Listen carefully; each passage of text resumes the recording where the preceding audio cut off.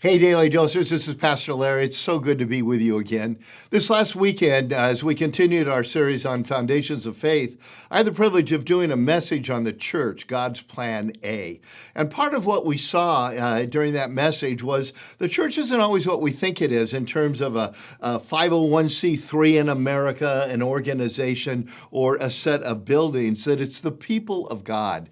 And I want to take a moment or two today to just take a look at a passage we didn't have time to look at and kind of unfold that a little bit for us so we can better understand the privilege that we have when we gather together as God's people. It comes from Matthew chapter 18, verse 20, where it says, "Where two or three of you are gathered together," Jesus says, "there I am in the midst of you."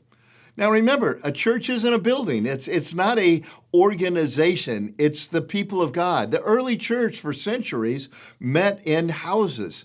And there are a couple of myths out there that have confused us over time. I call them the holy place myth and the holy man myth. Let me take a moment on the holy man myth. That's the idea that some people have a better connection with God than others because they are in vocational ministry. There's some sense of their prayers are better than my prayers over here. And it has destroyed what is called the priesthood of believers, that every one of us that are Jesus followers are not only full-on sons and daughters of the King, but we are a royal priesthood with all of the same privileges and rights of representing God to people and the people to God, the power of prayer, the power to baptize, you name it. We are, if you're a follower of Jesus, we're a priesthood, a holy priesthood.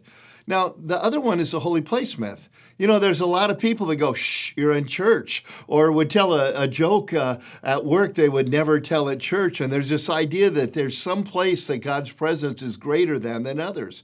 Well, that's an absolute myth. Everywhere you are as a follower of Jesus, God is with you. But there's a special thing that happens even when it's a tiniest little group, 2 or 3, or maybe it's your small group, your life group, whatever it would be. I want you to understand that God's presence is there just as much as when we gather as a large group and have a time of worship where sometimes emotively you feel the presence of God, which is great. But guess what? He's there even when we don't feel it.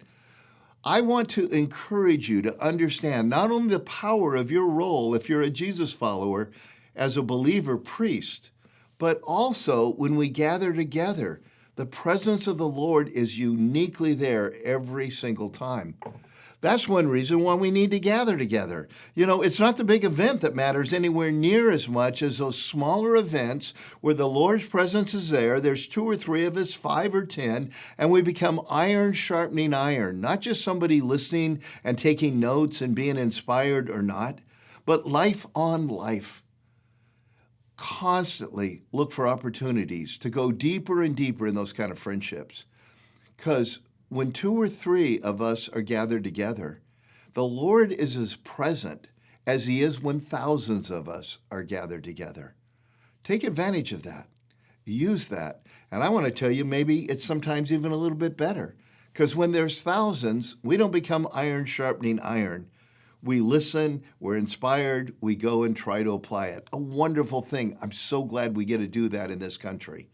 But the real power comes when iron sharpens iron, as we share our lives, as we pray for one another and with one another, as we are truly, at that point, the church.